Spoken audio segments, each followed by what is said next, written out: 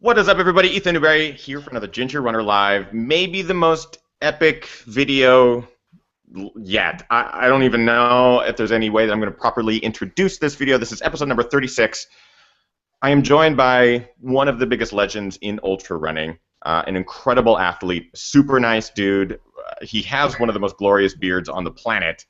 And we together are going to be celebrating Canadian Thanksgiving, but tonight we're going to be calling it something a little bit different. We're going to be calling it Canadian Krarsgiving. Welcome to the show, the one and only Mr. Rob Krar. What's up, buddy? How are you? I'm doing great. Thank you for having me. You got to be careful throwing out that L word. You know, I still got a lot to prove before you can start using that word, but I appreciate the props nonetheless. I mean, from where I'm sitting, you absolutely deserve the accolades. It's amazing to have you on the show. You're an incredible athlete. But we'll talk all about your resume and what you have coming up and projects that you've worked on tonight's episode of Ginger Runner Live. Thank you all for joining us. If you are watching live, get ready. Here we go.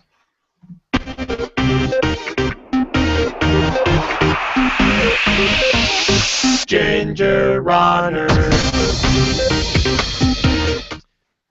Yes! 36 weeks into doing Ginger Runner Live, and I finally get the man to sit down with me and talk. He's so busy. He's traveling the globe. He's running races, winning races, and doing some pretty incredible things. There's a lot to talk about tonight, so I'm going to do very little talking up front and just get right into it with Rob. For those of you who watch the podcast on a weekly basis, thank you. We are now updated on iTunes. I can't believe it. Finally, we have all the podcasts updated on iTunes, so if you want to listen to these during your long runs or any of that kind of stuff on the weekends, maybe you're cooking your own Canadian Thanksgiving dinner, you can listen to it while you do that. They're all updated, so you can go check that out. GingerRunner.com has them as well. That's pretty much it as far as announcements. Let's just get into it. We're joined by the man that has won 3 100-mile races in the last few months. Western States 100, Leadville 100, and Run Rabbit Run 100. Just add those on top of his already very established resume, including a rim-to-rim-to-rim FKT in the Grand Canyon. But really, it really does come down to the beard, Rob. The beard is incredible. Welcome to the show. I can't thank you enough for joining us. What are you currently doing? Because I know there's going to be some commotion going on in the background. What's going on in the Krar household? You know, it's been a great day. It's one of those really satisfying days. Got a nice, decently long run in the morning, and got a nap in the afternoon. That's always great. Got a second run in. Got the equalizer in. And now I get to settle down, drink some beer, and Christina's cooking up a storm in the kitchen. Canadian Thanksgiving celebration coming up. So it's a great day. I love it. Technically Canadian Krarsgiving. It is Canadian Krarsgiving, so happy Canadian Krarsgiving. Krarsgiving feast in the kitchen. Sorry. So many questions. I have a list of questions. I know those who are watching live are huge fans of you and all that you do. So if you have any questions and you're watching live, ask them in the chat room. If we do not get to them during the show, maybe we can ask them in the post-show. I already have a couple lined up from those of you who have been writing the questions for the show all week long. Before we get started, I know I will be drinking some beer tonight because it is fall and it is October already. I'm a big fan of the pumpkin ale. And tonight we're drinking Anderson Valley, Boonville, California, Fall Horn and Pumpkin Ale made with spices and stuff. And Rob, I love it. There's some slapping going on in the background over there. I don't know what's going on. Yeah, the slapping is not going to work, unfortunately. It's hilarious, though. That's the start of a pomegranate ginger jam. That's a mouthful. Yeah, it's I don't know if you ever worked with pomegranates before. You just stay out of the kitchen when that stuff happens because it's a production. But I think that's the end of the slapping. I didn't want to assume. I didn't want to ask any questions. What are you drinking tonight, Rob? I know that you're partaking as well. Yeah, I am. You know, it's fall. Wanderlust has a seasonal out, so no, I am not drinking from the giant vessel here. Yes. But it's a German unfiltered wheat beer. It's called a Dunkelweizen. It's got some hints of caramel in it. It's my favorite. Take advantage of it while it's on tap. That sounds delicious. Following you on Instagram and on Twitter and Facebook and stuff, you talk a lot about Wanderlust as they're one of your sponsors. I mean, something like that, how does that come about? You're a Flagstaff resident. They're, I'm assuming, a local brewery, so you're able to visit them whenever you want. Do you just walk in and go, I want you guys to sponsor me. I run really fast and run really far. It would be an amazing collaboration. How does that work with them? Yeah, it's been really cool. The last year or two, I've gotten more involved in the community, and I think this is kind of a really cool way to go about it. I approached Nathan, the brewmaster and owner, earlier this year, and it's a logical fit. Ultrarunners and beer kind of go together, and Nathan's a really cool example of someone that I'm really looking up to these days, and something that's really going after their dreams. He still maintains a full-time job as an engineer at Gore here in town. He's brewed beer for forever, and he really took a leap and a risk and opened this brewery. And they just celebrated their 2-year anniversary on Saturday, and it was a big fest. They had 8 beers on tap. He can't keep up with production these days, so it's really exciting to see something like that take off. That's awesome. There's a friend of mine that has a small nano brewery in Seattle. It's a similar story where they never thought it would be a full-time job, but then before they knew it, the demand far surpassed what they expected, and yeah, it's now their full-time job. Well, that's really cool. So you actually know the brewmaster, so you basically teamed up with him and are doing a cool collaboration. Do you just get to go in and drink whatever beer you want whenever you want? Because that sounds kind of like a dream. Yeah, that's kind of what it's like. Bring home a bunch of growlers and just go and have a good time at the tap room. That's excellent. All right, let's start talking about just the last couple of months. Have been on a pretty incredible journey to watch as an outsider and someone who, is a mid-packer, someone who runs with people in the middle and is an average runner, but looking at someone who is just blazing through some of these courses. Let's start with Western States. I know that wasn't your first race of the year, but by far one of the most incredible performances. Did you go into that race knowing that you would win? I mean, people obviously had you picked as the favorite, but you never know come race day. Did you go in with any special training or anything, any tricks up your sleeve that you knew that you just had to dial it in to get that performance? Second fastest time on that course in history, only behind Timothy Olson from a couple years ago. How did you put that race together? That's a big question, and I'm sure the answer is much more complicated than you'll be able to provide us. But can you provide tips to anyone who might be watching as to how to put together a really great race? Yeah, it's a kind of a real loaded question. I mean, I could spend an hour answering just that question. Really, when I crossed the line in 2013, even though it took me a couple days to really formulate it, but I knew my goal for the next year was going to be Western States. It was really like a year-long goal. Heading into Western, training had gone really well. I choose a race and I really focus on it. I have a really solid training block focused on that race, focused on my weaknesses. So I stood on the line at Western really, really confident. I never take anything for granted, though. These races, anything can happen. It's such a long way, and there's just a lot of fierce competitors out there as well. So I was incredibly focused. Very little talking out there, just in a zone. One of the things I really love about ultras, not just the training, but especially the races, is I'm able to go somewhere in these ultras that I really can't replicate, even in my training.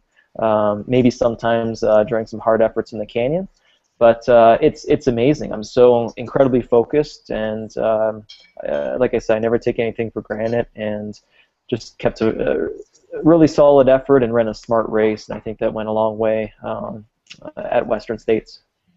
It obviously was an incredible performance. I mean, you have one of the fastest splits I have it written down, between Forest Hill and Rucky Near. And I'm going to reference that a little bit later. In 2 hours and 3 minutes, you traveled that a little bit over 16 miles. An incredible time, fastest split in the history of the race. A good question in the chat room from Benjamin Perry, just right here on the fly. What was your nutrition like for that race? And I'm guessing any given race. I don't think you change it up from race to race at this point, but is there anything that you do specific for nutrition? Liquid, solids, gels? Yeah, I'm thankful I have a pretty solid stomach. I start out definitely with gels. I do Perpetuum, which is a Hammer product, in my bottles whenever I can get my hands on it from the crew station.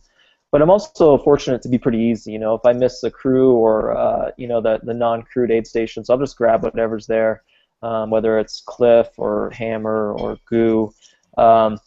In terms of solids, I do some chocolate-covered almonds, especially late in the race. The later in the race, the tougher it is to get down those gels. So pretty much just grab anything that is satisfying to me, and chocolate-covered almonds are one of those things. Definitely do watermelon. I distinctly remember one aid station about halfway through Western 2013, and it was kind of my first time trying watermelon. It was really hot, and I was halfway through, and I didn't know what I had gotten myself into, so I just started shoving watermelon in my mouth. I remember at one point trying to answer a question, and my mouth was full of watermelon. It was drizzling down my beard, and I was like, and I just must look like a monster out there. But that's all right. I just go after the watermelon out there.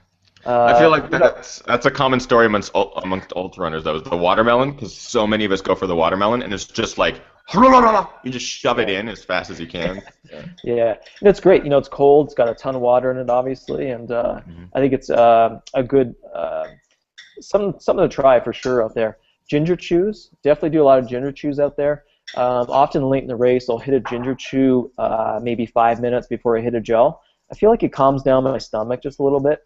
And even if I'm not trying to jam a gel down, they do have, 10, 20 calories. So if I can get a couple of those down every hour, it is a source of nutrition, albeit on the smaller end of the nutrition scale or calorie scale. Do you go into a race knowing that every hour you need to take in a certain number of calories? I mean, are you in that, like, I need 250 or 300 calories an hour kind of mindset, or by feel? Is it all by feel at this point for you? Yeah, more by feel.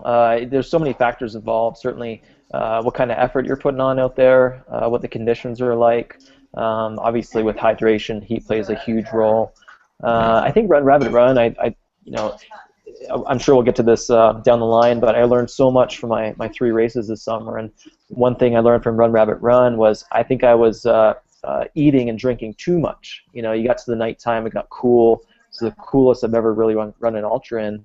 And I was eating and I was consuming too much, and it got to a point where I puked for the first time in an ultra about 90 miles into the race. So, yeah, definitely lessons to be learned for the future.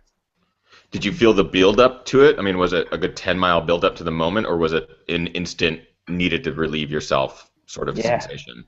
It happened really quickly. I mean, I had just finished a really tough part of the race. It was like mile 80 to 90, and got through an aid station and guzzled a bottle and shoved some, I think it was a honey stinger down, and within about a minute, I was like, oh, something's going on down there. It just happened really quickly. The good thing is I felt like $1 million almost instantly, and I hammered that last part of the race. So I suppose it has its pros at times. Everyone that I've talked to, elite, mid-packer, back of the packer, they all say the same thing. I've said this on the show a number of times. I have a huge fear of throwing up. It's a thing that I hate. So why do I run ultras? It blows my mind, because everyone that I've talked to that runs ultras is like, oh, dude, puking's part of it. Like, just puking is part of it. But every time you do it, everyone says you feel better almost immediately, unless you don't. So Western was an incredible performance. I was there to witness you run through a couple of aid stations, but not finish, because we were out on the course as well. But it was incredible to be a part of that atmosphere and to see you do something so incredible. So I have to give you major props for that. To come back to get second place one year, and then to come back and then just dominate and do the second fastest time on that course is absolutely incredible. But what's the real feat is that you didn't take a break. Weeks later, you're towing the line for the Leadville 100-mile race.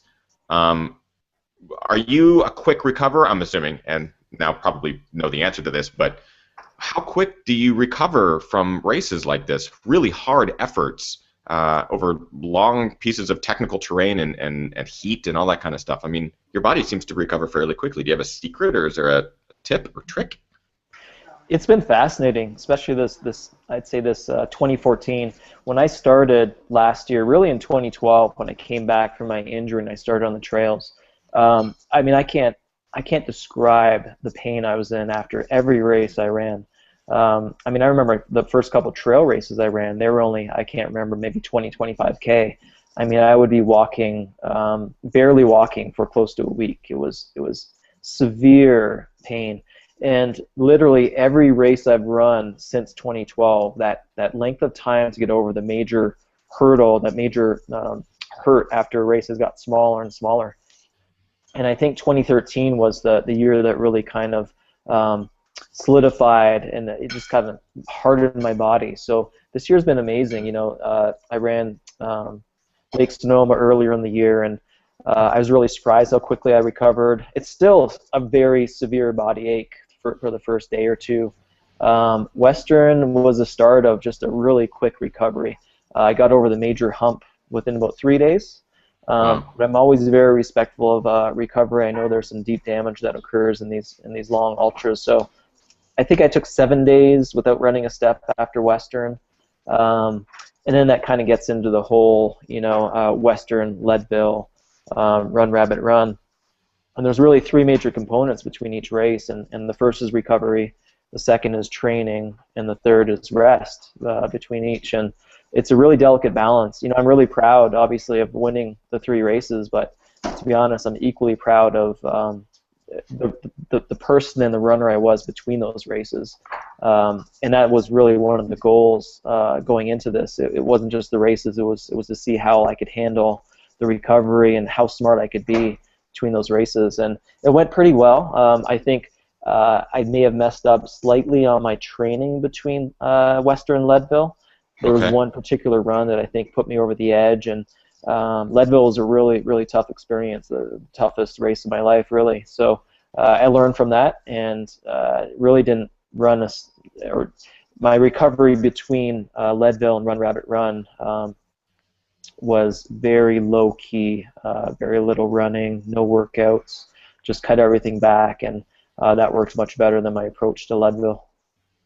And I've also heard and read reviews with you, or interviews with you, where you talk about your easy efforts and how you have been incorporating, when we don't say slow efforts, we say easy efforts, but in your case, that you've been doing more of them, more easy effort, long runs. You know, if you have key workouts for speed or for technical training or anything like that, you'll do those when you need to do those, but you take more time to actually ease into these efforts. Is that something that you think contributed as well? I mean, are you going out there and running 7-8 minute miles as opposed to 5, 6, 7 minute miles? Yeah, I mean, that really goes down to my new philosophy that I embraced when I came back to running after my injury.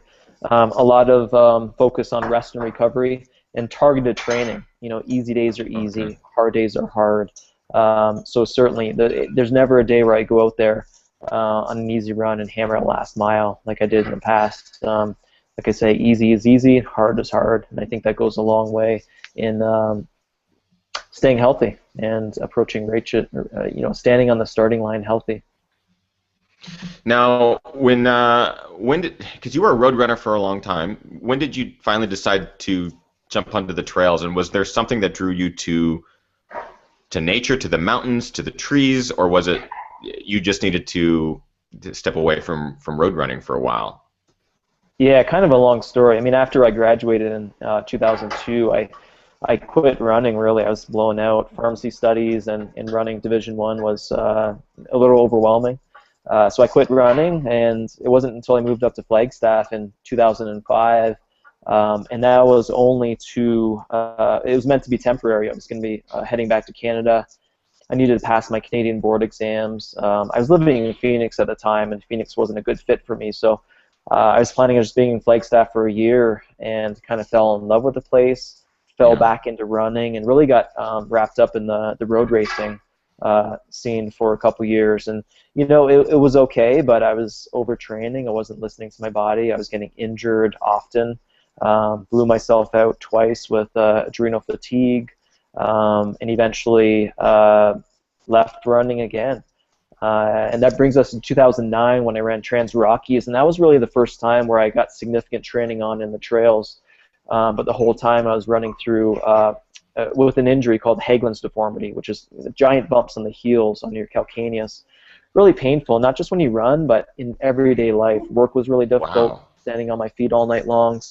So yeah, we ran this race. It's a 6-day stage race in Colorado, and we did well, but I completely blew myself out. Pinched a sciatic nerve in the last half mile of a 122-mile race.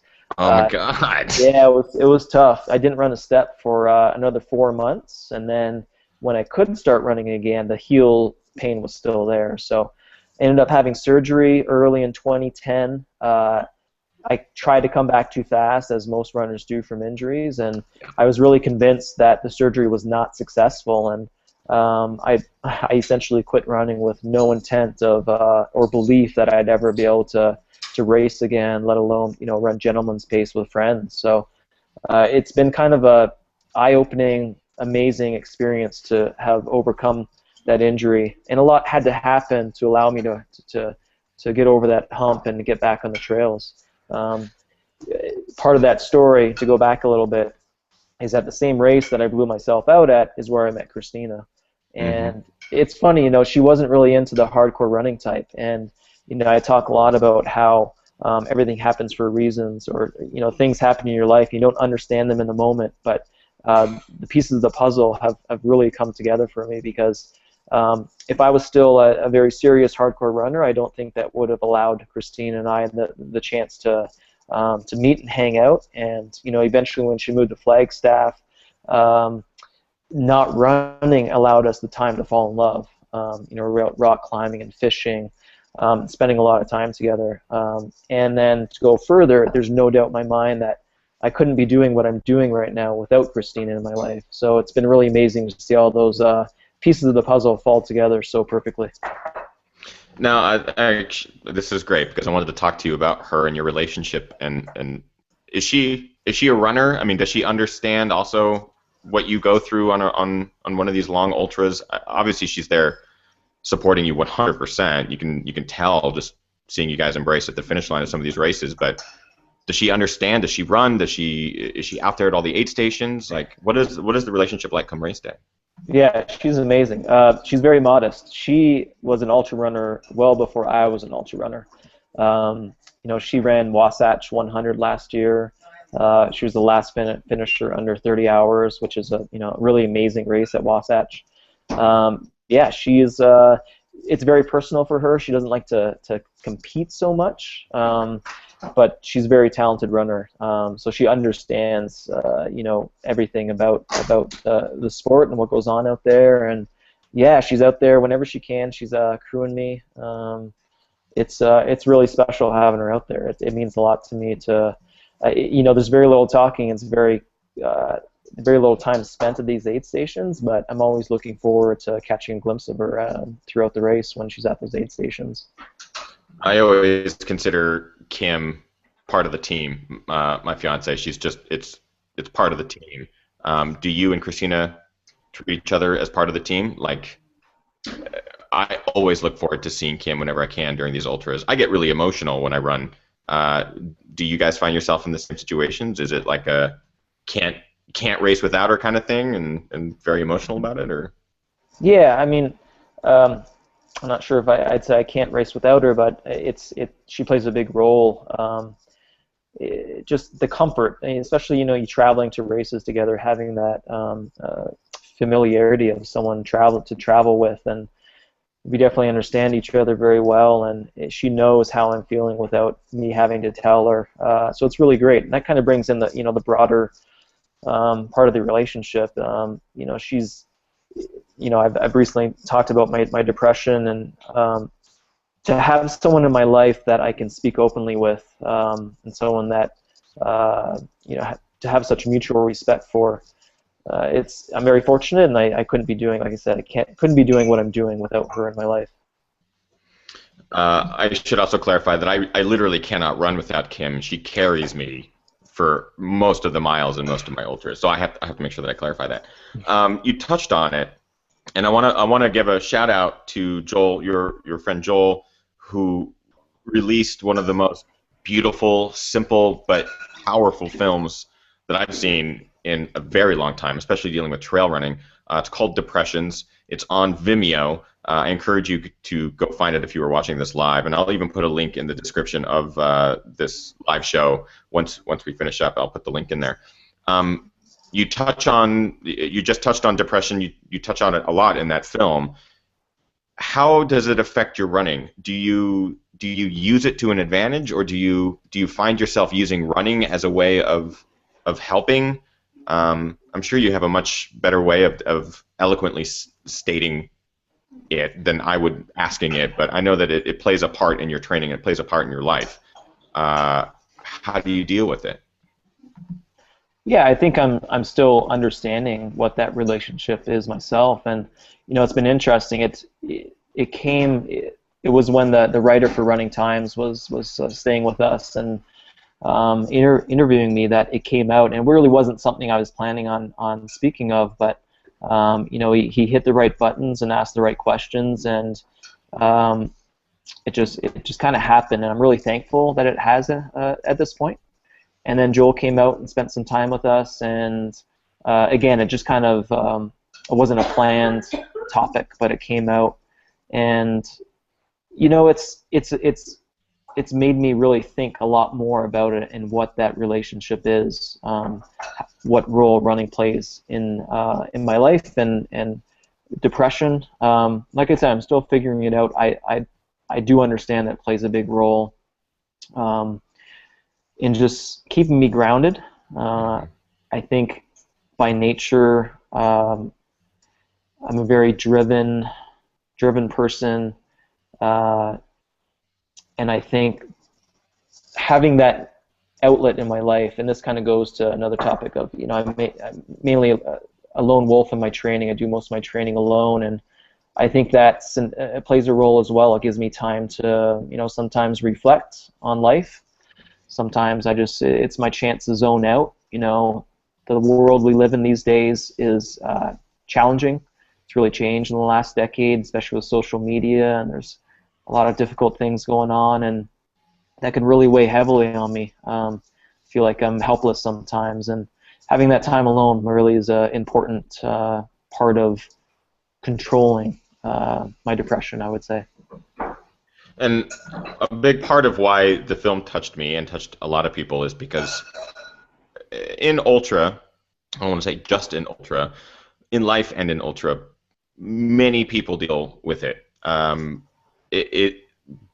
Seeing someone like you come out and talk about it openly and even open yourself up to being a little bit more vulnerable, I can tell you firsthand, and from the amount of comments that I've gotten since I've seen the video and since I've seen the comments and stuff like that, people 100% relate to it.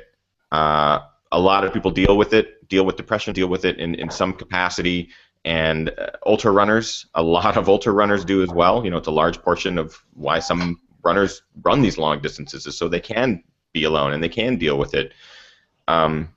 So thank you on behalf of many people who deal with depression. Thank you for being so transparent and open with it in such a vulnerable way. And if that film can do anything to help anybody, then it went above and beyond what I'm sure it was intended. Intended to you. So yeah, thank you. And this is a great chance for me. That the film has resonated with so many people, and honestly, I am overwhelmed with the response from it. It's been incredible. It was nothing. It's not what I expected. Received so many incredible messages from people, and I'm eternally grateful. And reflecting back and looking back on sort of coming out with this topic, I'm very thankful that I've done it, and hopefully it opens a dialogue and removes some of the stigma associated with it. I don't feel, it's happened so fast, I don't know if I have any answers for anybody, but I think it helps to open the dialogue.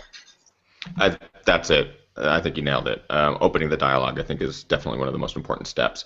A lot of action going on in the chat room. Again, if you guys have questions for Rob, don't hesitate to ask. If I see it passing through, like we had Benjamin's question earlier, I'll try to ask it as promptly as possible. I do have a couple questions from viewers who jumped into this live stream days ago as soon as I posted it. And it wasn't even, I mean, it has a countdown timer, so they were sitting there watching a black screen for 4 or 5 days, which I feel bad for. So here's one of the questions.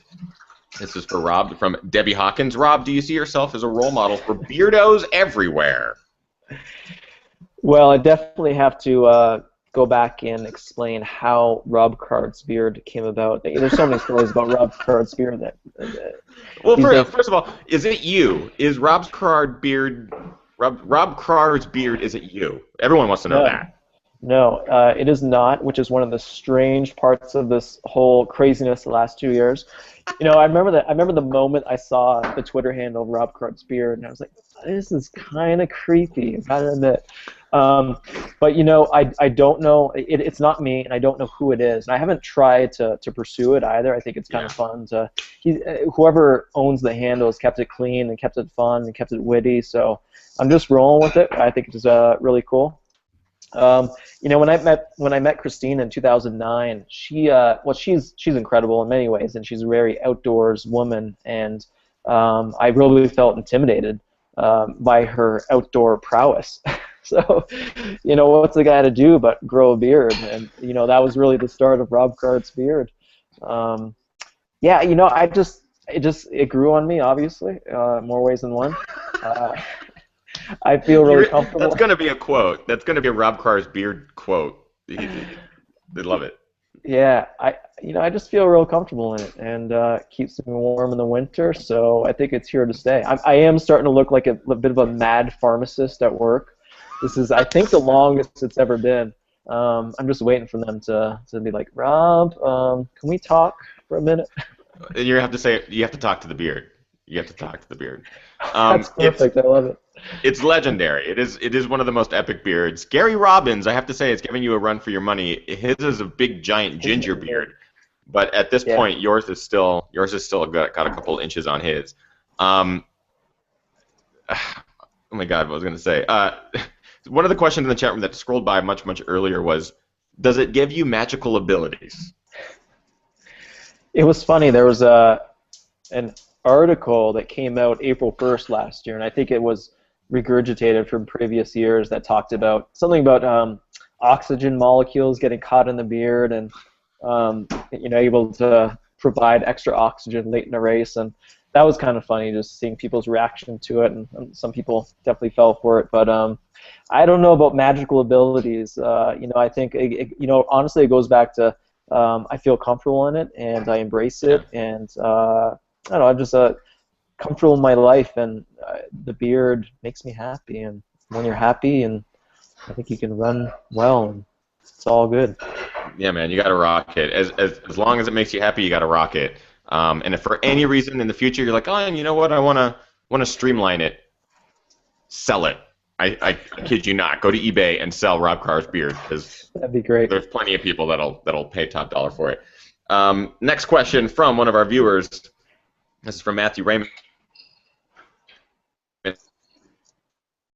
Any plans to head down to challenge Sage on what will be his third defense of first place?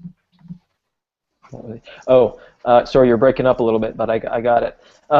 Yeah, you know, I was really pumped about Tarwara this year, and I was out on a trail that I'd run 100 times before, and clipped a toe and went down hard on my ribs. And you know, I'd injured ribs once before a couple years ago, and it was really the same deal. They just take forever to heal, and that was tough. You know, I couldn't run for close to 3 weeks, and even when I did get back at it, you know, just even the slightest downhill, that pounding was enough to get me out of my normal stride. And anytime you're out of your normal stride, you're just asking for compensation injury. So it's kind of a tough go. Yeah, I'd love to get to New Zealand.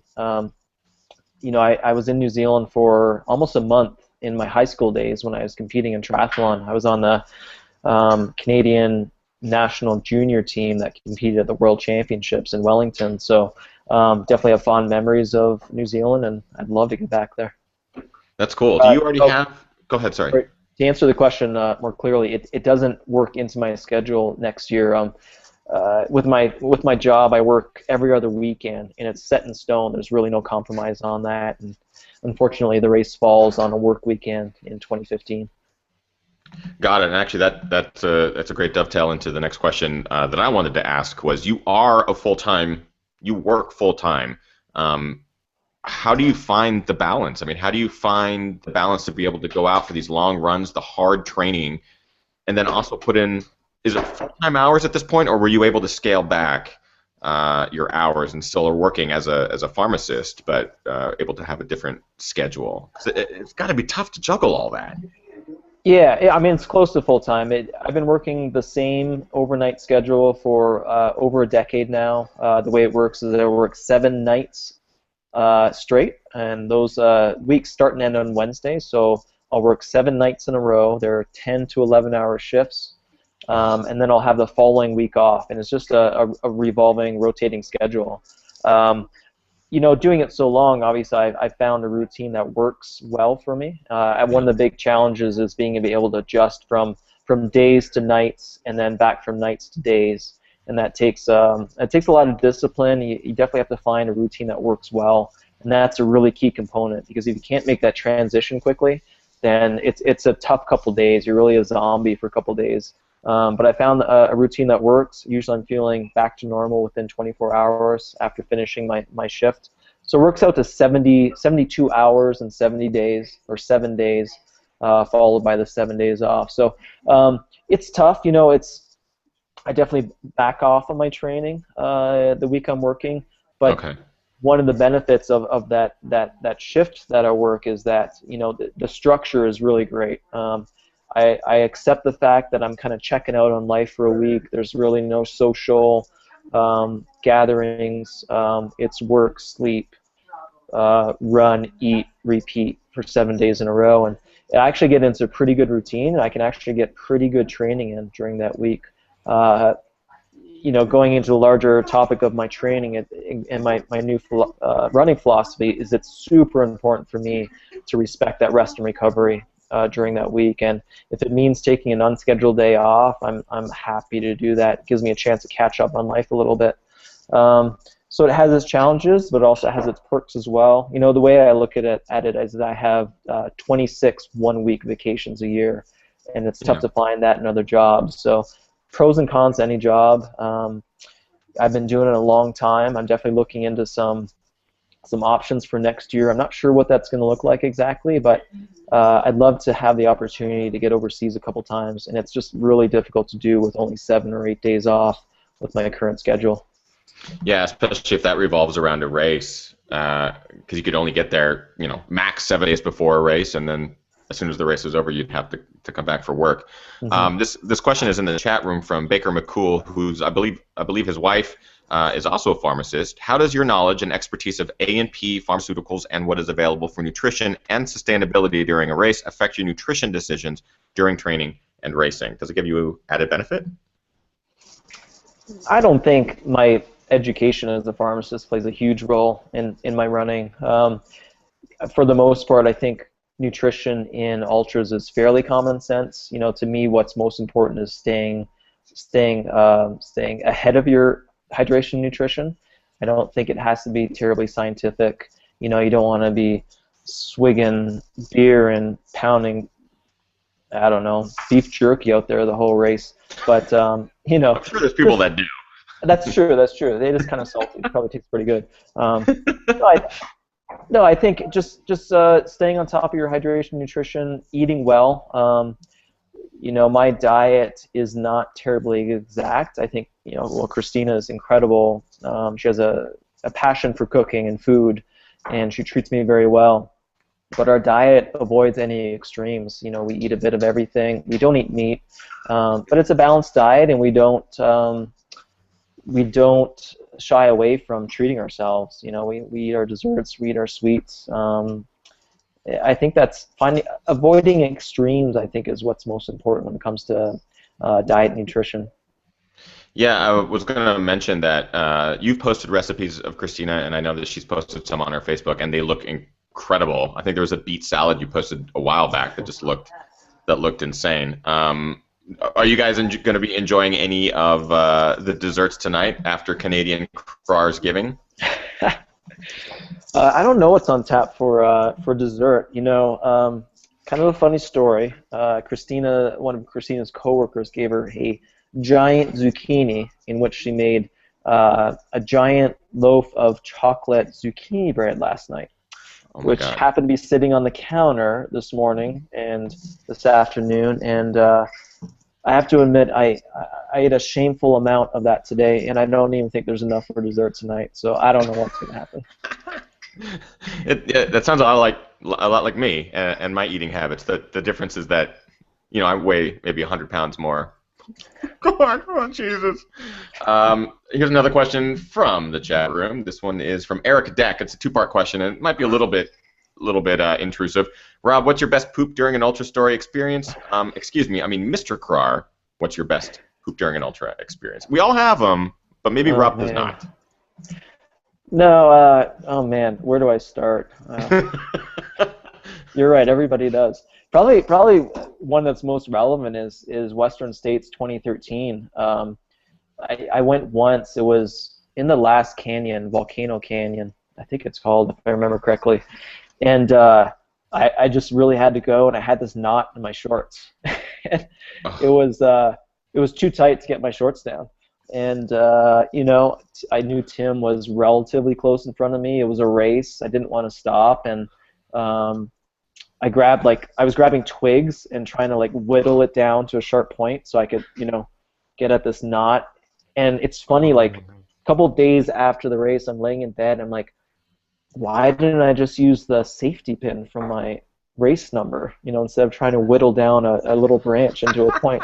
So, yeah, I had to stop, and I stopped once and tried to do it, got frustrated, kept running. I was like, okay, you have got to get this figured out. So I stopped and just, calmed down and worked at it. It took me about a minute to get this knot out, and did the deed and got rolling again. You mentioned the knot. I'm like, how many times have runners, ultra or running, road runners alike, have dealt with the fucking knot? That knot in your shorts, you're like, when you're tying it, you're like, oh, it needs to be tight. Oh, yeah, that's a good tight knot.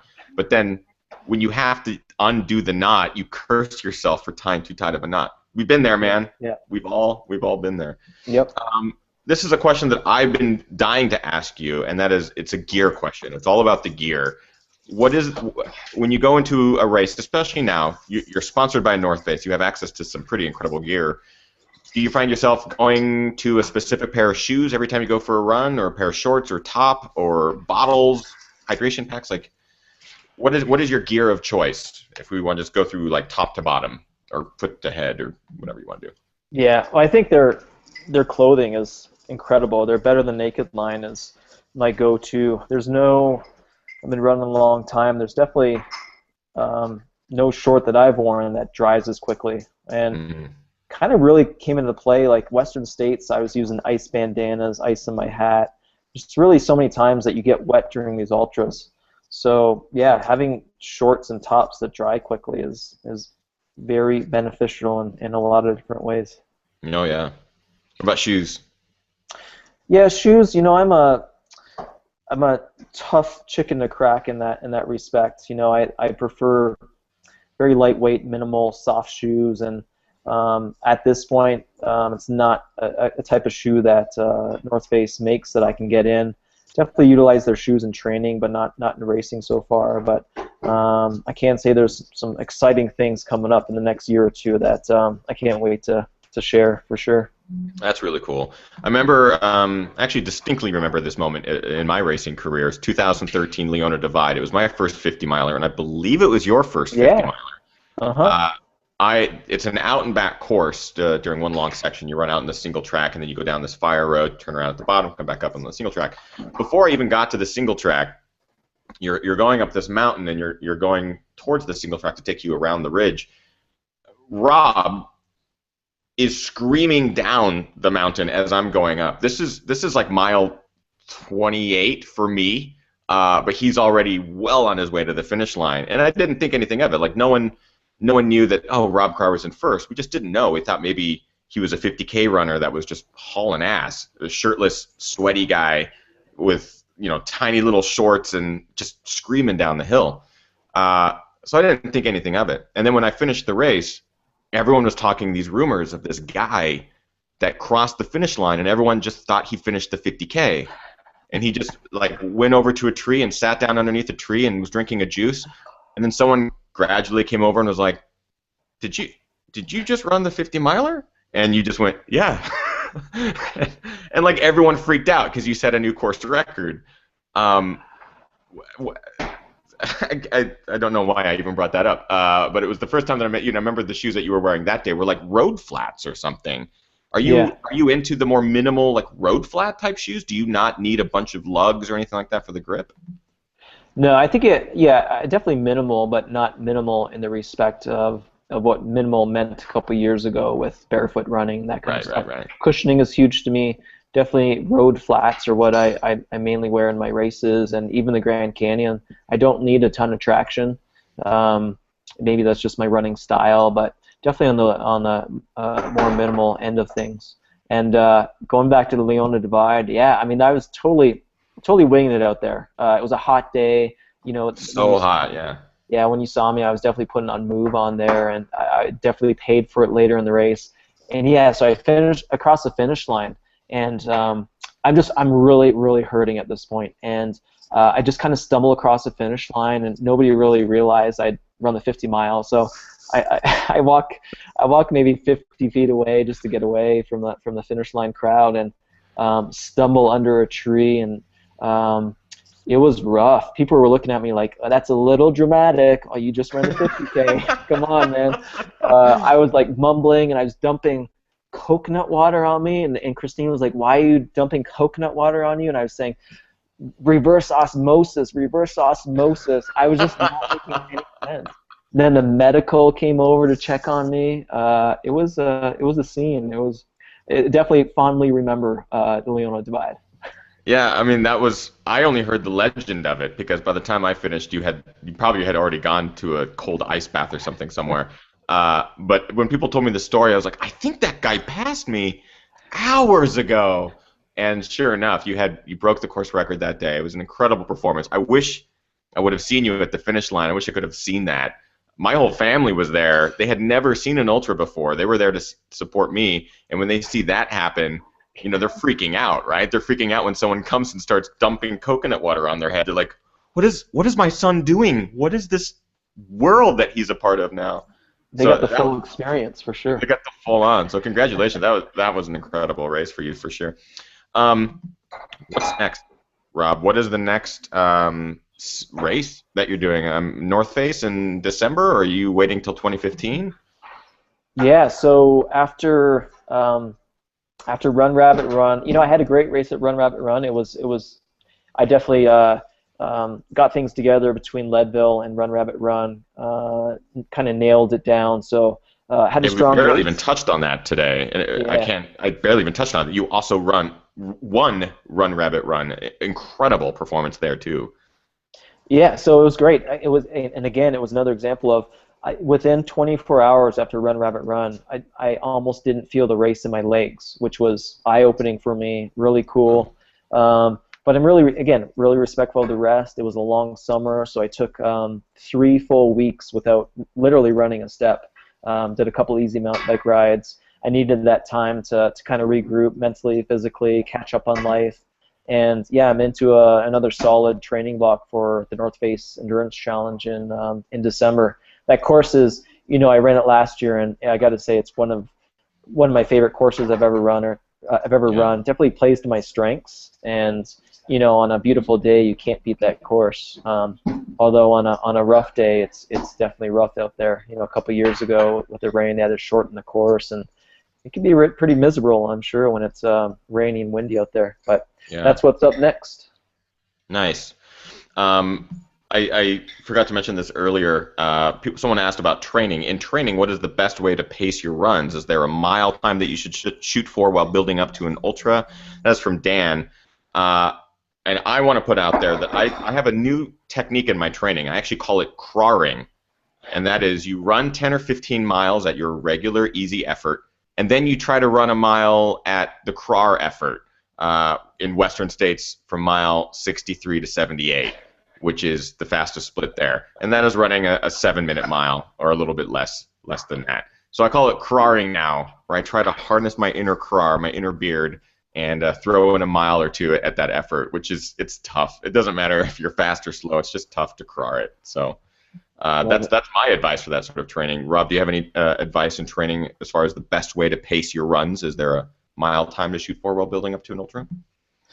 It's, again, very individual. I think running pace can be detrimental at times. I think effort-based running is more beneficial to most ultra running, especially when you get into altitude. So many factors involved. You have altitude. You have the terrain you're running on, how technical it is, how much elevation gain you have. So I think effort-based running is really the way to go. There's certainly times when if you're running the same route over and over, you can get a pace in your mind. But again, I think what's most important is targeted training, keeping your easy days easy, your hard days hard. And it's a fine balance between pace and effort. And it's very individual. It would take a long time to really get into the details of that. But the best way to describe it is I think effort-based running is more beneficial. Yeah, for sure. Is there a certain number of days per week that you find yourself doing hard effort versus easy effort, or does that also change based off of race schedule?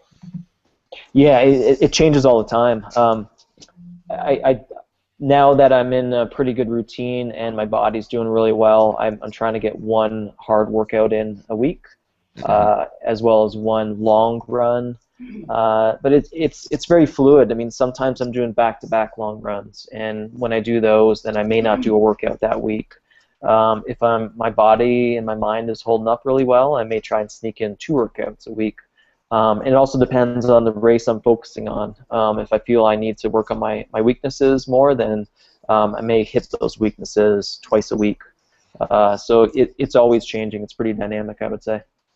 That's great. I think that's also really key to both your training, and I think important in just people's training in general, is to be fluid and to be flexible with rest, with effort. I think that definitely helps in the long run for sure. This is really funny. In the chat room, CJ Borden said, "Kraring, a verb, to run strong enough to crush your enemies, see them driven before you, and hear the lamentations of their women." Very funny. That's very harsh. It's pretty harsh. Being crarred is pretty harsh. Okay, so before we let you go, Rob, and before we move into the post-show, where we'll try to answer as many questions as possible before we got to let Rob go, there's a segment on the show I like to call Quickie Question Quiz. Basically how the segment goes is I ask Rob a series of questions, rapid fire. There's only a few of them, and they're not difficult, Rob. I ask you rapid fire questions, and you just answer as quickly as possible. Sound cool to you? I'm ready. All right, here we go. What was your very first race? Ultra, or are we going back a ways? Let's go back. Let's go back. Anything. Yeah. It could be foot race. It could be triathlon. Yeah, grade 7 cross country. Yep, probably like 4K, 2 miles probably. Nice. Furthest you have ever run? 106 miles, I think, was Run Rabbit Run. Wow. Favorite post-race indulgence? Beer. Your current running kicks. Your current favorite go-to running kicks? Ultra trail. Your favorite trail to run? Oh, trail to run. There's so many. I discovered a new one. I know. Yeah, I discovered a new one recently called Private Reserve. It's a bit of a hidden gem. It's not on the maps. You got to know somebody. Nice. And your favorite ginger? And you can. I don't know if Christina's a ginger, but if she is, she obviously wins. But favorite ginger?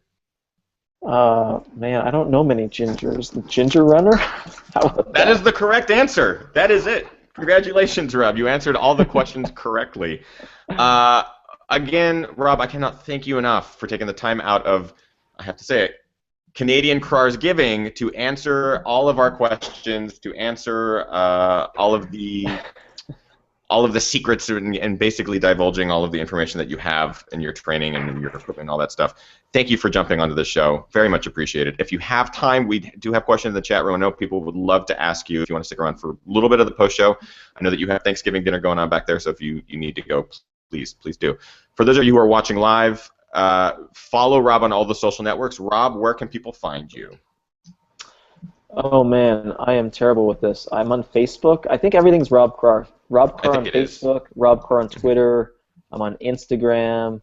I don't have a blog. I think that's it. Yeah. If anything, follow him on Twitter and follow Rob Krar's beard as well, because it's also very funny. But let Rob know, hey, thanks for coming on Ginger Runner Live. And if you have questions, shoot him at him. He's actually really good about tweeting people and being pretty good at social networking. If you're on Strava, you can follow him on Strava. I do warn you that there's another verb called getting crarred, and that's whenever Rob uploads all of his Strava data, you can kiss all of your CRs goodbye. Because if he ran in your neighborhood at any point in the last 4 years, they're gone. I'd like to clarify what happened there. Sure. I didn't realize that when you bulk download that it becomes public, because when I download individual runs now, it by default goes to private. You have to uncheck the box to make it public. So it was not my intent.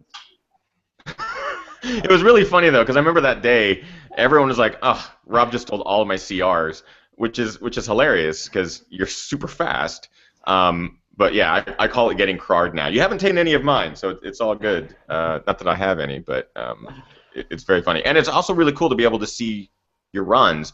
Wasn't your rim to rim to rim flagged for being not legal or something? Yeah, shortly after I did that download, it got flagged. So it's pretty cool. That's ridiculous. It's like, no, he legitimately set this FKT.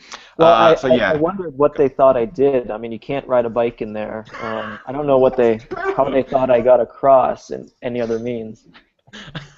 He flew a drone with a watch attached to it. He just literally flew a little drone across the canyon. So Rob, thanks for joining us, and thank you, all of you who are watching live, for joining Ginger Runner Live tonight, episode number 36. We are here every single Monday at 6 p.m. Pacific Standard Time with new episodes, new information, all for you, all to educate, inform, and make you happy. I hope that you're getting out there training hard, racing harder, and partying the hardest. I know I am. That's it. Stick around for the post show. I hope you guys enjoyed this episode.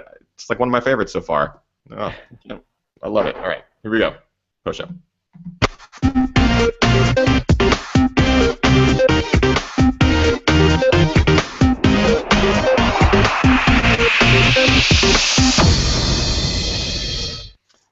Awesome. Rob, man, thank you so much, dude. Thank you. What a great informative episode. Yeah, it's funny. I can't remember exactly when. First time I saw you was a review online. I had no idea how involved you were in running an ultra. And yeah, I've been a fan since episode 1, so it's cool to be on finally. That's, wow, blows my mind. I'm like, man, I should have gotten you on episode 1. You're welcome back anytime, honestly. If you ever want to just jump on to talk about races you got coming up or just talk about training or anything, I know that the viewers appreciate it more than anything because a lot of them don't get to meet you. You know, if they don't get to go to these races that you get to go to. They only get to watch from afar. So it's a great opportunity for the live viewers to kind of meet you. You know, they can get their questions asked, and it's kind of a cool way to interact with you. Yeah. So I appreciate it, man. I definitely appreciate it. In the chat room, Daniel. Oh, and Rob, if you've got time. I do. Okay, cool. Let's see, Daniel. I just missed it. Sorry, Daniel. Daniel Murphy. Rob, best weight training, cross training for noobs. What do you do? Yeah, there is a good resource. I don't have the link, but if you go to ultrarunning, their website, maybe just put in my last name. I did a short article on my circuit routine that I call the equalizer, and it's always evolving, always changing, but it's my go-to. I mean, I really think it's one of maybe 2 or 3 really key things that have allowed the success that I've had and that keep me healthy. And in short, you know, it's a bit of everything: some lunges, some plyos, some kettlebell work, medicine ball, Bosu ball, battle rope, and it's It's easy. It can be anything. I do 2 sets of 10 to 15 exercises. It's 1 minute on, 15 seconds off. It's a very minimal amount of money without a gym membership. You can get this done at home. Saves you time. That would be my recommendation. Check it out. I think it's really helpful. That's great. It's something I've been trying to incorporate more too, for sure. I mean, as just someone who's trying to improve across the board, trying to incorporate those cross-training stuff, I'll have to look up that article, see if I can find it, because that's great advice. From CJ Burden, Rob, best tip for training racing at altitude for those of us who live down low. I know that Flagstaff is at what, 6,000 or 7,000 feet? 7,000, and pretty much anything we run is above 7. That's awesome. Yeah. So best tips on training for that? Well, I mean, there really isn't a great way to train for altitude when you live at sea level, unless you can get up for extended periods of time. There's altitude tents out there. I don't know much about them, and I don't know the data on them, how helpful they are. I think most important thing if you're living at sea level and racing at altitude is you need to know going into it that you are going to run slower. Really ease into the race. I think you can get out of breath very quickly early in a race, and that can be really discouraging. So it's most ultras, it's a long way to go. Ease into it and adjust you have to throw any preconceived pace goals out the window. It has to be based on feel, because you cannot run the same pace at altitude, especially the higher you go as your training runs leading up to the race. Another good resource is to go watch the Ginger Runner live with Adam Campbell, who ran Hard Rock this year, and Hard Rock is obviously one of those races that takes place all above 12,000 feet, I believe, or at least averages 12,000 something feet. He goes into really good detail about some of the stuff that he did for altitude training, coming from zero. He started in Vancouver, 0 feet elevation, and managed to do pretty damn well by placing, I think it was second or third, I believe. Incredible performance. Bearded Runner asks, do you plan to challenge Zach Miller again this year at Lake Sonoma, or to get your revenge? Zach Miller, wow. Really impressive dude. Yeah, maybe. I'm not sure I'll be back at Lake Sonoma, but I'm pretty sure he's running TNF 50 in December, so okay. We may be towing the line together there. Now, are there other people out there that you want to race? Like, as someone who is at the caliber that you're at, do you have a list of names of, like, I need to race Killian, I need to race against Sage, I need to, like, see what it's like to race these guys that have speed and ability? Do you find yourself having that sort of list, or is it more just the experience to race? No, there's no specific people, but I think I'm always looking to run really competitive races, and just naturally there's going to be a lot of great people towing the line. Certainly next year, if I get overseas, I think it'll be a whole new world of people I'm racing, so I'm looking forward to that. Do you train much on technical trails? I know that a lot of the European style races, sky running and all that stuff, the technical aspect of it is unparalleled. Mm-hmm. Yeah, again, my strengths are non-technical, kind of gentler climbs and descents. But I'll work on I talk a lot about working on my weaknesses, and one of my weaknesses is technical running. So, with Run Rabbit Run, not that it was terribly technical, but probably the most technical race I've run, certain areas. So, yeah, the trails are here in Flagstaff. If you want that kind of technical, you can get on it. And I certainly got on it more this year compared to other years. And part of that really has to do with my body is the strongest it's been since I started back in 2012. So I'm able to incorporate these more technical, difficult trails into my training regimen without it beating me up as much. Whereas even last year, I think if I hit these trails, it would knock me out for a day or two. So it's been really exciting to get on these new trails this year. Awesome. Eric Deck asks, Rob, what brand of toothpaste do you use, and what is your favorite color? Wow. Whatever toothpaste is cheapest. And, black. Growing up, my parents gave me free reign on my bedroom, and I got black carpet, painted the walls black. They wouldn't let me paint the ceiling. The ceiling was still white, but I'm sure that says a lot about myself, that my favorite color is black. Mitch, I'm going to pronounce it wrong. Mitch Muhlenfeld, you mentioned injuries. Any type or any tips for building back up after injuries? Be patient and do it slowly. You know, going back, one of my biggest mistakes was trying to come back from the surgery I had too quickly, and it really knocked me out of the sport. Even with smaller injuries, be patient, take your time, and then focus on the rehab, whatever that is. You know, be diligent about hitting those exercises a couple times a week, and make that whatever you injured, make it stronger, so it's not going to happen again. Cool. That's great advice. Laundry08 asks, Rob, do you single speed to complement your running, or is it a simplicity thing? That's a great question. I've ridden my whole life, and I built a bike a couple years ago, and it started out geared, and I never understood single speed riding until I got out with a friend, and he was on a single speed, and just to kind of make it equal, I didn't change gears the entire ride, and I was like, this is pretty cool. So it's funny how I work. About a week later, my geared bike was a single speed, and I fell in love with it. I don't think I'll go back to a geared bike. And mountain bike riding for me is, if I get a tweak and I want to get off my running legs for a couple days, then I'll hit the single speed pretty hard. After Run Rabbit Run, it was more casual. Got out on a ride with Christina.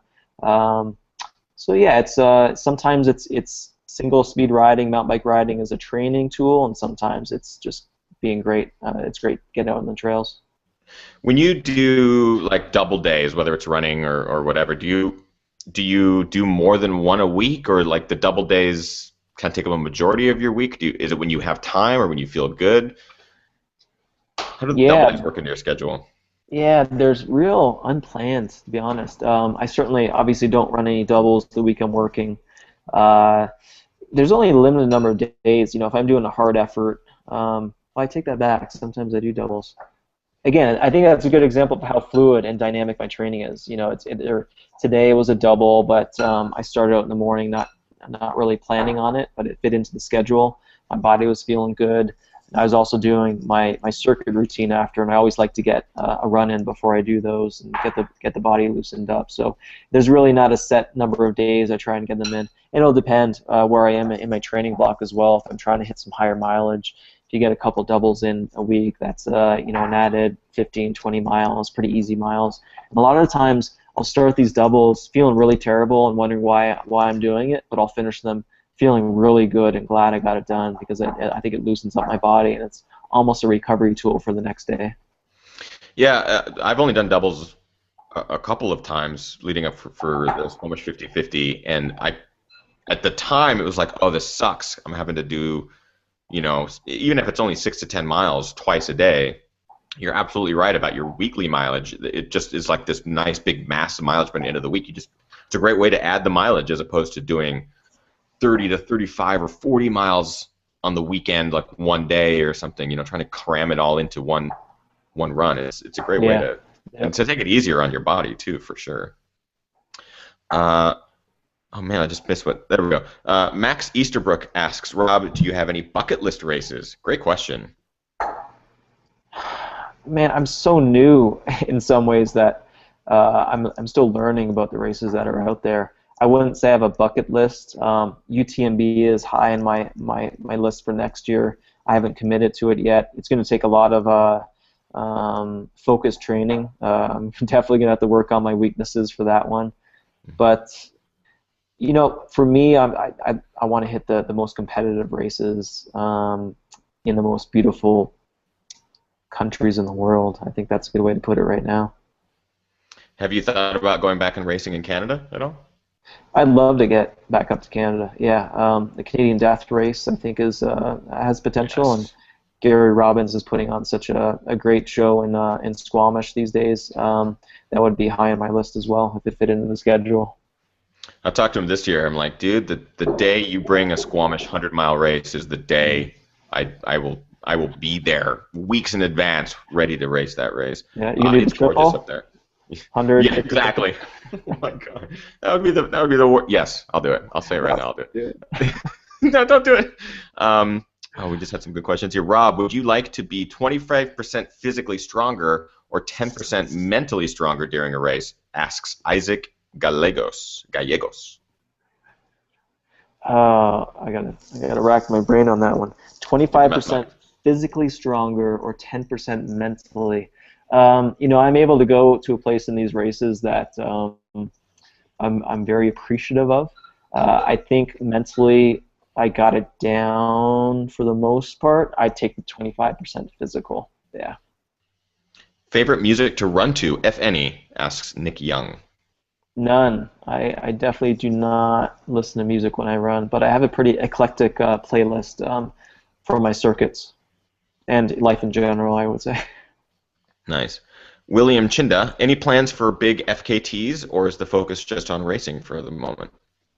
Yeah, the Grand Canyon was never a huge focus of mine. It just happens to literally be in my backyard. I can be at the trailhead in less than 90 minutes, and it's such a storied FKT. And I'd done so much training in there in 2009 and 2012, 2013 that it fit into the schedule, and I took advantage of one of the short. It's really only 2 times of the year that you can really go for a fast time in the canyon. And that's sometime early spring and then late fall, where the conditions are right. And yeah, it just fit in the schedule, and I went for it. Went really well. Yeah, I'd love to do some more FKTs, but racing is my main focus for the foreseeable future, I would say. Sure, for sure. Blaine Browning, with respect to muscles involved in hiking versus running hills, if your race involves unavoidable steep hiking sections, do you recommend steep hiking in training or simply more running in hill training? Hiking is huge. I love the steep stuff because for me it's a chance for me to get into my hiking routine. I think practicing is definitely good. If you're going to be hiking in a race, get that work in training. You don't have to go overboard, but get some solid sessions in there. Feel what it's like to find a rhythm. Also picking not the shortest, but the smoothest line up hiking as well. Yeah, hiking's great. Practice it and utilize it in the races. To me, you can maintain probably 90% of the speed with only 60 to 70% of the effort. So you do the math on that, and that's huge when it comes late in the race. That's a great tip with the smoothest line. I never even would think about that. But so you're talking like power hiking up a mountain or power hiking, whatever the steep grade is, picking the smoothest, most direct line. Is that kind of what you're saying, or just the non-technical finding that the route that's going to be easiest on your effort? For me, this is individual as well. For me, it's about choosing the line that allows me to stay most in my rhythm. I'm definitely not all about choosing the shortest line, because sometimes the shortest line is more technical and you risk twisting an ankle or going down. Yeah, so finding the line that keeps you in your rhythm, I think that's most important. This is from Tuju.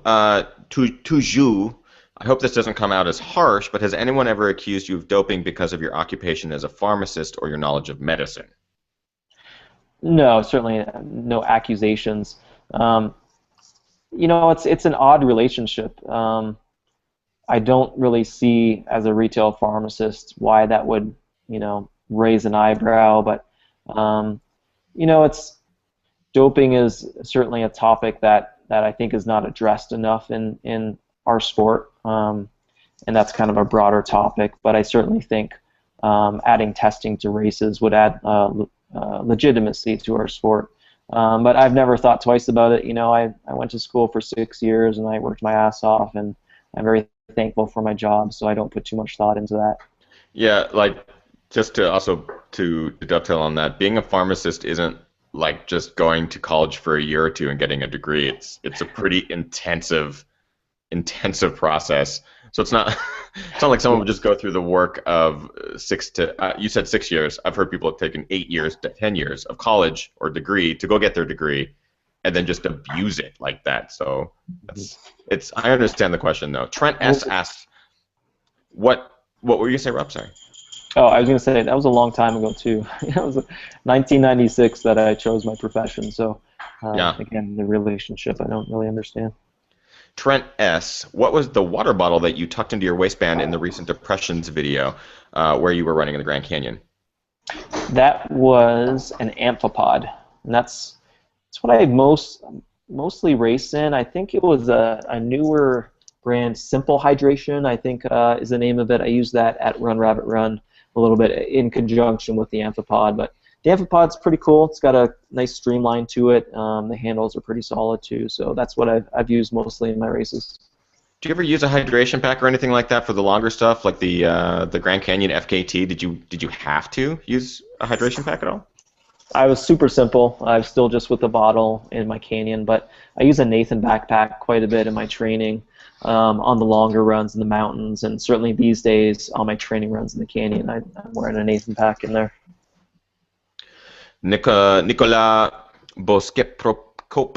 I'm totally fucked that one up. Rob, do you eat meat, eggs, and do you drink milk? I think he said that he does not eat meat, but do you do eggs and milk? I do, yeah. Probably, I can't remember the year. I think it was 2006 I stopped eating meat, and that's mainly for my own ethical reasons. You know, I've said for a long time that when Christine and I can buy some land and raise our own animals, the day I'm able to slaughter my own animals, I'll eat meat. I do eat eggs, fish, dairy. We try and get those from well-sourced vendors. But yeah, no meat for quite a while. Do you, this is just for me, do you love Flagstaff? Are you planning on staying in Flagstaff for a while? Yeah, I definitely fell in love with Flagstaff a long time ago, and we bought our place about 2 years ago now, and you know, it's amazing. You know, when we're in Colorado, we always ask ourselves why we're not living in Colorado, but as a whole, there's so many other places that are cooler or better than Flag in certain areas, but when you put everything together as a whole, there's not enough reason to leave Flagstaff for the foreseeable future. But we can see ourselves in Colorado or up somewhere in BC in the future. Yeah, I was talking to Jamil. We had Jamil on the show, and Varga. We've had them both on the show. But I was talking to Jamil about living in Flagstaff, and I had no idea, just based off the pictures and videos that he's posted and pictures that you've posted, I had no idea that Flagstaff wasn't an arid desert, that it actually had mountains and trees, and it's gorgeous. Yeah. Some of the pictures are just incredible, and I didn't realize you were 90 minutes from the Grand Canyon. Yeah, and you know, 45 minutes from Sedona. Most winters we have big snow, and we can get on the or on the mountain all winter long and ski. So, honestly, as a trail runner, there are very few, if any, places as great as Flagstaff to be a competitive trail runner. Wow. Well, training-wise. Got to plan a trip. That's obvious. Yeah. Spirits in Nature asks, Krar, do you snowboard or snowbowl in the winter? Or snowboard on snowbowl in the winter? I grew up skiing, and then I got into snowboarding, post-college when I wasn't running. These days, I'm mainly skiing for fitness. I'm ski mountaineering up there. I always hesitate when I say that because I'm not doing what Killian does. What Killian does is amazing and epic, and he's in, the most amazing mountains around the world. I'm on our local ski hill before and after hours, and it's amazing. It's incredible fitness. It's one of the keys to me entering a running season super fit and with no pounding under my legs. So yeah, I'm there, after North Face. That's pretty much all I'll do for almost 2 months. I probably won't run at all for a good chunk of time. Yeah, when does running essentially open back up in Flagstaff as far as trails are concerned? Because I know it gets pretty snowy and pretty wintry there. Mm-hmm. But how long till you can actually start running again? Yeah, it really depends on the year. Last year was amazing. We had these really great snowfalls where the mountain got enough snow that we could be on the mountain all winter long skiing. I think it was almost a 100-day ski season, but the snow in town melted really quick, so I could be skiing in the morning and on my favorite trails in the afternoon.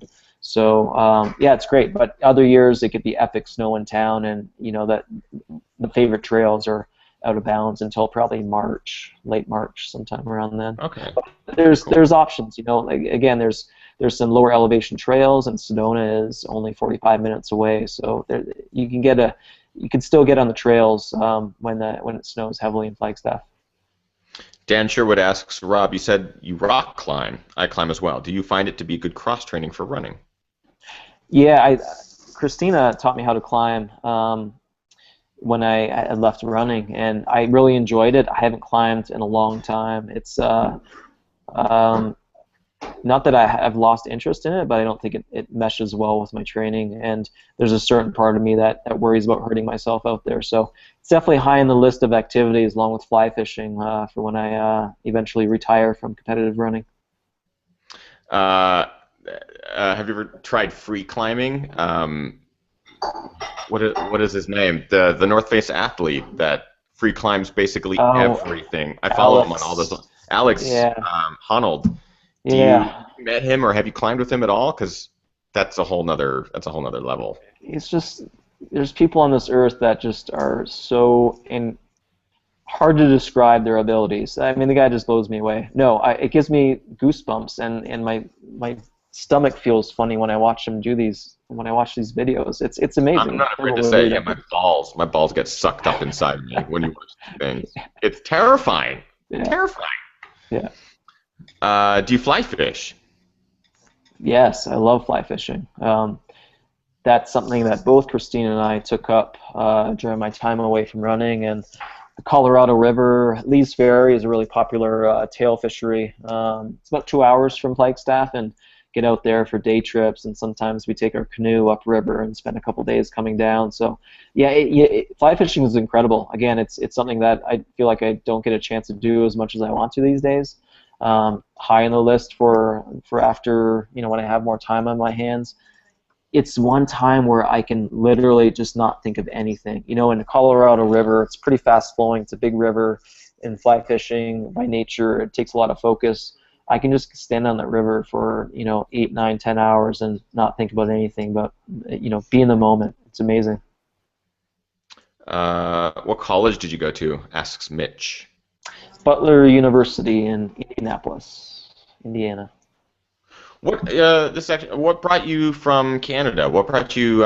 What gave you the decision, or why did you choose to move from Canada to the United States? Yeah, I mean, in Canada at the time, there were no athletic scholarships for Canadian sport, so the scholarships were in the States.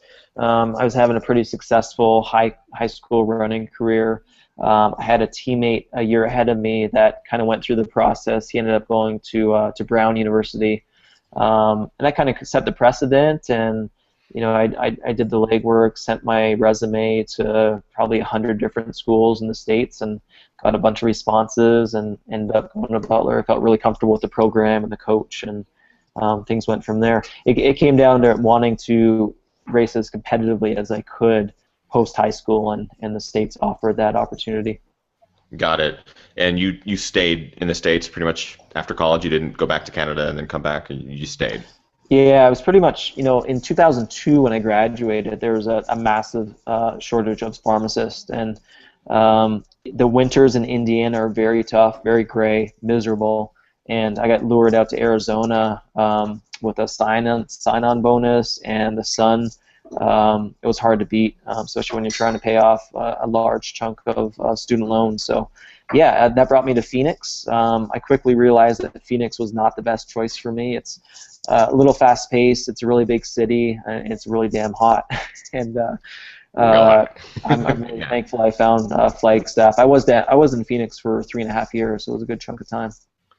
I remember one weekend, or it was a week that I was in Phoenix. I was performing there, and it was in the middle of summer or something, and I remember walking outside. I was going to walk to a restaurant across the street, and you go outside in Phoenix in the middle of summer, there isn't a single human being outside.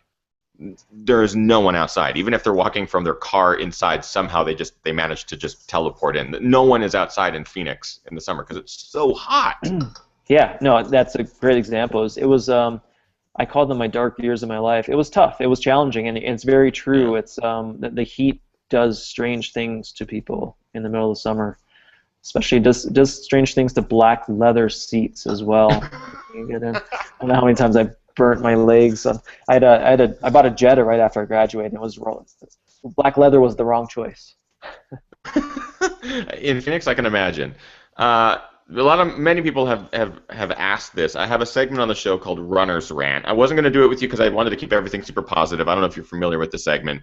It's where I get to, I and my guests get to bitch and moan about something maybe that's bugging them that's going on the trails. Whether, like last week, I was so angry because I almost got killed by being knocked off a trail because people weren't abiding by the rules of the trail, which aren't necessarily set in stone, but they weren't yielding to the correct direction, and it was causing a whole bunch of havoc amongst hikers and trail runners, and it was like really tough to witness.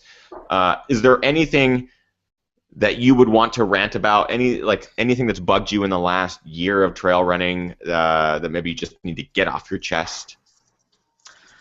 You know, I'm a pretty laid back guy. I figured you were laid back. I also gotta be pretty careful. The one thing I'd say, I'm being very careful here, is dogs. You know, I love all animals. I've been a little frightened on some of my runs this year by some of the dogs out on the trails, and it's never the dog's fault. You know, it really comes down to the owners. And you know, to be honest, part of it's me. I'm a little intimidated by really friendly dogs that just want some attention. So, yeah, I've had a couple incidents since this year. But you know, on a more serious note, though, I think seeing the damage that vehicles can do on trails, fire road, dirt roads, and it just takes a little bit of respect of not hitting those trails after the snow melts or after rainfall, because that's when some major damage can happen, and you know, a 1 or 2 lane dirt road suddenly becomes 4 lanes wide, and it's frustrating to see that, especially on some of our hometown trails and dirt roads and mesas around Flagstaff. Yeah, that makes a lot of sense. And your dog rant is not unjustified, Rob. I have to say, I posted a photo to my Instagram this week. I got attacked by a dog on the trail, and I'm going to get graphic. It almost bit my dick off. I'm not even kidding when I say that. It happened, and I do not blame the dog. The dog obviously was in a state of mind that whatever was going on, it was either enthralled by the fact that there was someone running by or whatever. The owner, it's 100% the owners that just, they don't care, right? And they kind of throw that attitude, like in this particular case it was, oh, he's never like this, I'm so sorry. And I'm like, my leg is bleeding. What do you mean your dog's never like this? What? It's you. It happens. It totally happens. So it's not like you're the only person. And there's also been some, you know, more serious, the actual bites and like really bad stuff that's happened. So, you know, it's always in the back of my mind when I approach a dog on the trails. It's tough as a trail runner, absolutely. You don't know how the dog's going to behave, and if the owner, you don't know, you just don't. So it's totally justified. Chris Vargo is in the chat room, another Flagstaff local, a buddy of the show, and he asks Rob if he knits those hats himself. No, I do not, but my mother-in-law does. What? Really? That's awesome. Yeah. No, all the hats I wear, any knitted hat, she's really excited when she sees them, you know, on videos or in photos. So, yeah, these are custom made. I love them. They're so comfortable. That's incredible. Yeah. I wish I could say that I knit hats that well, but I do not. That's awesome. I was going to say, I've seen you wear the knit hats before. I had no idea that they were literally handmade. So thank you, Chris Fargo. Good question. And someone keeps asking mile 5K. It says, please answer mile 5K. I'm guessing they want to know your mile and 5K splits, which is always a wonderful question that the young cross-country kids want to know. I'm assuming you mean like PRs or best times.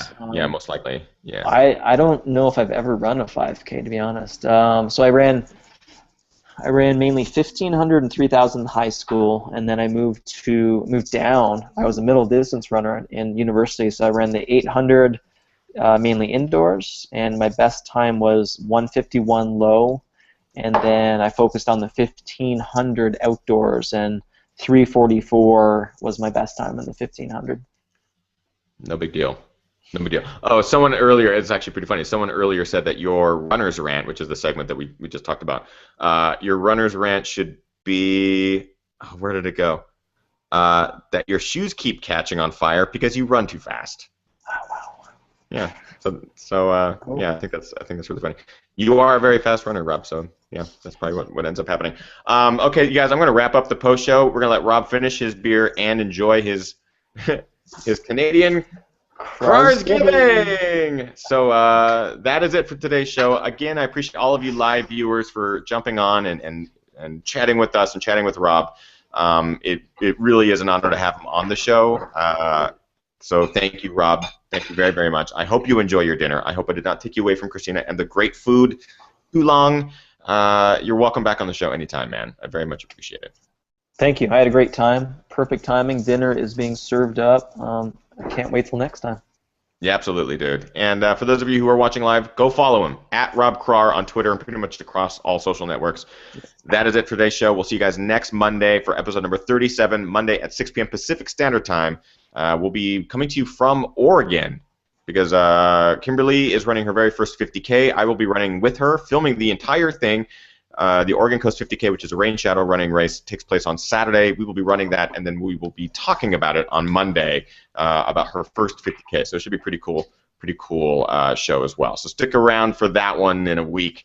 Otherwise, go grab a beer. Go enjoy the rest of your evening. Thank you so much, everybody. That is it. Goodbye. See ya.